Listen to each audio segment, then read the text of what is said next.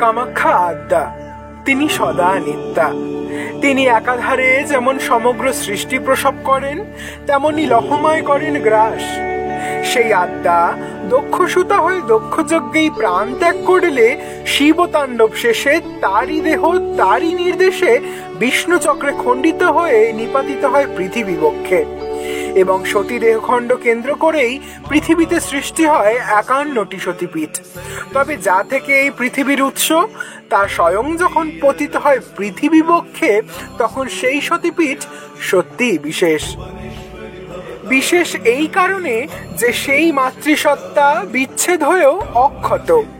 বহু মাস গ্রীষ্মের তাপ ও প্রবাহ উপরন্তু সূর্য আদ্রা নক্ষত্রে প্রবেশ করলে আষাঢ় সপ্তমীতে ধরিত্রীতে কমে তাপ।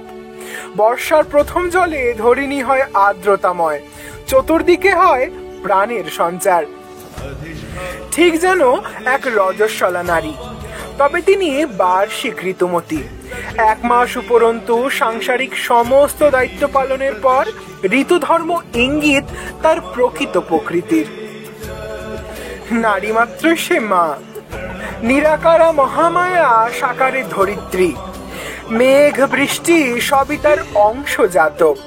তবে অনন্ত আকাশে জমে থাকা শ্যামল মেঘের অনাবরত বৃষ্টি ঝরিয়ে সেই ধারায় একুল ওকুল সিঞ্চন করে তাতে তারই অংশজাত জীবকে স্বতন্ত্র বিচরণের স্বাধীনতা দেওয়ার নামই কামাখ্যা। এবং সেই অতিগুহ্য মাতৃতত্ত্ব নারীতে অথবা নারীতত্ত্ব দেবীতে কল্পনা করে মমতাময়ী ধরণীকে কৃষিকার্য, খনন কার্য, জল নিষ্কাশন প্রভৃতি কাজ বন্ধ রেখে কর্মকাণ্ডে শ্রীবিগ্রহে বিশেষ যত্নপূর্বক দগ্ধ, মিষ্টান্ন ও বিনা পাকের কাঁচা খাদ্য ভোগ নিবেদনের দ্বারা মাতৃসেবার নামই অম্বুবাচী।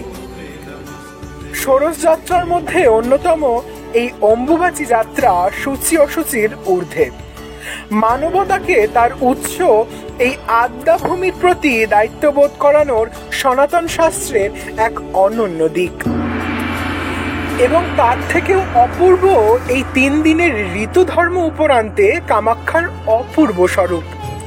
নীলাচলে বাসিনী দেবী, যার কুন্তলে চন্দ্র সূর্য শোভা পায়, যার গাত্রবর্ণ জাফরানের ন্যায় হলুদ, যিনি বরাভর মুদ্রায় সাক্ষীমালা ধারণ করেন, যিনি রক্তপদ্মে স্থিতা হয়ে রক্তপদ্ম ধারণ করেন, যিনি হরিসিংহ উপরে স্থিত, শিব শবের উপরে স্থিতা, যিনি হাস্যোজ্জ্বল মুখমণ্ডল যুক্তা, ভক্তকে যিনি ধর্ম, অর্থ, কাম ও মোক্ষ আদি কাঙ্ক্ষিত বস্তু প্রদান করেন, সেই দেবী কামাখ্যাকে আমার প্রণাম, আমার বারংবার প্রণাম।